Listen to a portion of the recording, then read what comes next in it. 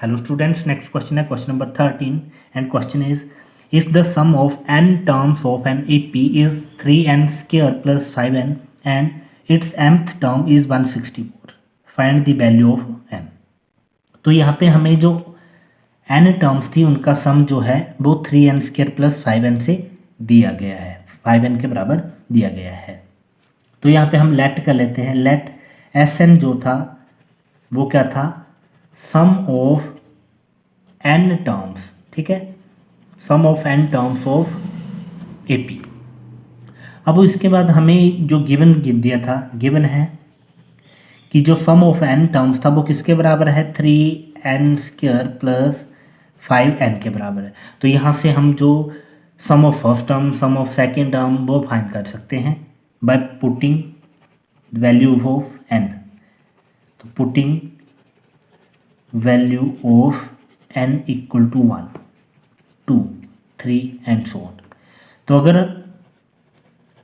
हम n equal to 1 put करते हैं तो जो अगर इसमें S1 कितना बन जाएगा, 3 इंटू n की वैल्यू होगी 1 का स्क्वायर प्लस 5 इंटू 1, तो ये बन गया 3 इंटू 1 का स्क्वायर तो 1 रहता है, 3 प्लस 5 बन जा 5। तो जो सम ऑफ फर्स्ट टर्म आएगा वो कितना है, 8 आ गया है। अगर n इक्वल टू 2 पुट कर देते हैं तो सम ऑफ सेकेंड टर्म बन जाएगा, तो बनेगा 3 इंटू n का स्क्वायर, तो यहाँ पे बन गया 2 का स्क्वायर प्लस 5 इंटू n की वैल्यू कितनी 2, तो ये बन गया 2 का स्क्वायर हो गया, 2 2 ज़ा 4, 4 3 ज़ा 12 प्लस 5 2 ज़ा 10, तो ये बन गया 22। हमें ज़्यादा टर्म्स फाइंड करने की ज़रूरत नहीं है क्योंकि हमें ये चाहिए था, अगर हमें 2 टर्म्स भी निकल आती है तो हम उनसे डिफरेंस जो होगा, कॉमन डिफरेंस होगा वो फाइंड कर सकते हैं। तो हमें यहाँ पे अभी अगर देखा जाए जो जैसे जो टर्म्स होती हैं, जैसे मान लिया हमने जो T2 निकालनी है, ठीक है, जो सम ऑफ फर्स्ट टर्म होगा वही हमें फर्स्ट टर्म ही देती है, ठीक है, T1 भी वही होता है, T1 लिखो या फिर A1 लिखो, ठीक है। फर्स्ट टर्म जो होगी उसको अगर सम निकालेंगे तो वही रहेगा, सेम चीज़ तो निकलती है। जैसे मान लिया यहाँ पे कोई सीक्वेंस था 1 3 5 7 9 एंड सो ऑन, तो अगर हम सम ऑफ फर्स्ट टर्म निकालें तो A के बराबर ही निकलेगा ना, जो फर्स्ट टर्म होगी वही उसका सम देगा, ठीक है। तो यहाँ पे A1 इक्वल टू S1 के बराबर होगा। और अगर हमें A2 निकालनी होगी तो कैसे निकालेंगे, अगर दोनों को प्लस करके, हमारे जैसे 1 + 3 है, ठीक है, प्लस करके कितना आया है 4 है, मीन्स ये सम था 2 टर्म्स का। तो अगर हमें सेकंड टर्म्स ये वाली टर्म निकालनी है तो हम क्या करेंगे, टोटल में से फर्स्ट टर्म को माइनस कर देंगे। तो हम यहाँ पे यही करने वाले हैं कि सम ऑफ 2 टर्म्स जो थी उसमें से अगर फर्स्ट टर्म को निकाल दिया जाए, जब सम ऑफ फर्स्ट टर्म को निकाल दिया जाए तो हमारे पास सेकंड टर्म निकल आएगी।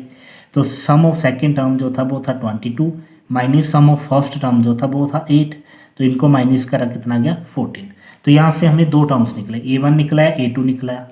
तो यहाँ से हम D निकाल सकते हैं, D होता है A2 minus A1। Next term में से उसकी प्रीसीडिंग टर्म जो होगी माइनस कर देते हैं हम।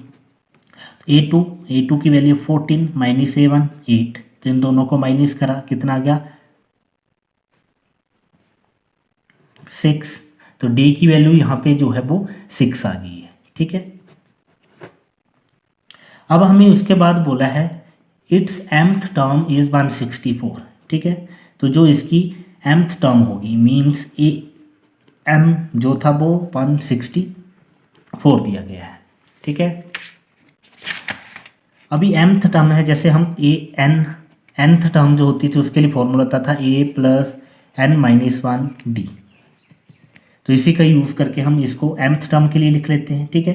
तो am के लिए क्या बनेगा, a plus m minus 1 into D, और ये किसके बराबर दिया है 164 के बराबर।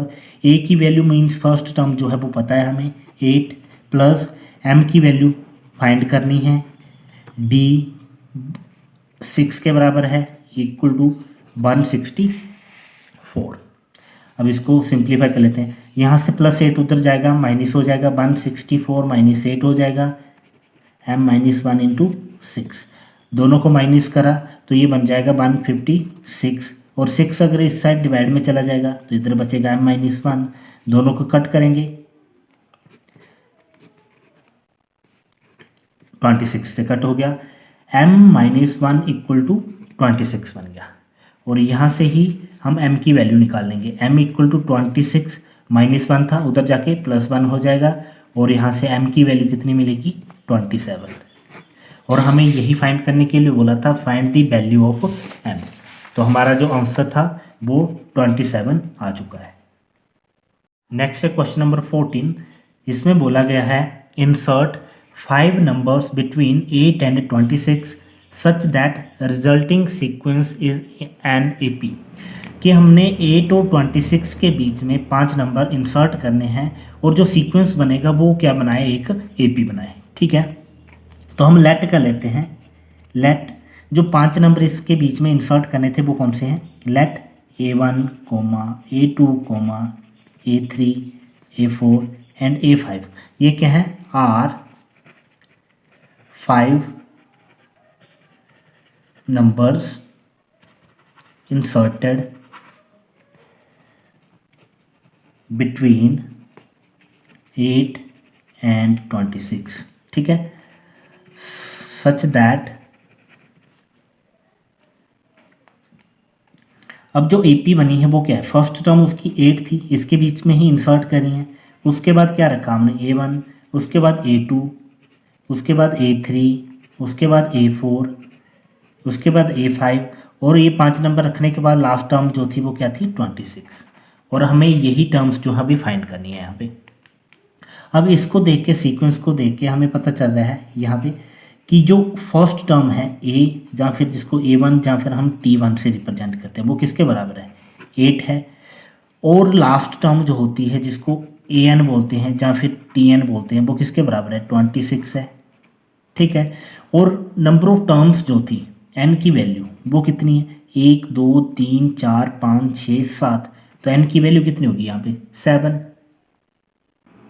तो यहाँ पे हम जो है nth टर्म के लिए जो एक्सप्रेशन यूज होता है, जैसे an equal to a plus n minus 1 d, तो इसमें हम वैल्यूज पुट करेंगे इनकी। ठीक है, और यहाँ से हम d की वैल्यू फाइंड करेंगे। तो जैसा कि वहाँ पे टर्म से हमने देखा कि an की वैल्यू जो थी या फिर tn की वैल्यू कितनी थी, वो निकाली थी 26। a जो फर्स्ट टर्म थी वो 8 के बराबर है, प्लस n था 7, टोटल 7 टर्म थी, उसमें -1 कर दिया इंटू d। तो यहाँ पे पहले 26 था, 8 इधर जाएगा तो -8 हो जाएगा, 7 -1 करा तो ये था 6d। यहाँ 26 -8 करा तो ये बन गया 18 इक्वल टू 6d। और d की वैल्यू निकालनी होगी, क्या आएगा 18 डिवाइडेड बाय 6, 6 3 ज़ा 18।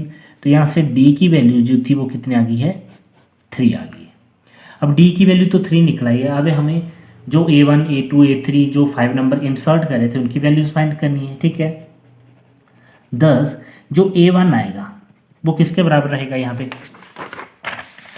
A1 जो निकालना है हमने, तो हम क्या करेंगे उसमें A प्लस जो कॉमन डिफरेंस था, मतलब फर्स्ट टर्म में अगर कॉमन डिफरेंस D ऐड कर दें हमें ये वाली टर्म मिलेगी। ठीक है, तो हम यही चीज़ यहाँ पे करने वाले हैं। तो हम यहाँ पे क्या करेंगे, A प्लस अगर D करते हैं तो हमें A1 की वैल्यू मिल जाएगी, और A की वैल्यू जो थी वो थी हमारे पास 8, प्लस जो डिफरेंस निकला है कॉमन डिफरेंस वो था 3, तो फर्स्ट टर्म जो है 11 निकल आई। ठीक है, उसके बाद अगर हमें A2 की वैल्यू निकालनी है तो हम क्या करेंगे, जो फर्स्ट टर्म थी उसमें 2D ऐड कर देंगे। ठीक है, मतलब जो डिफरेंस होगा 2 बार, जैसे अगली टर्म में हमने, जैसे ये 8 था, अब हमारे d की वैल्यू निकली है 3, तो ये होगा 8 3 11, 11 3 14, 3 17, 3 20, 3 23, 3 26, ऐसे चलेगा। तो हम इसको लिख सकते हैं 3 + 3, मतलब 2d के बराबर लिख सकते हैं इसको। तो ऐसे हम ऐड करते जाएंगे अभी।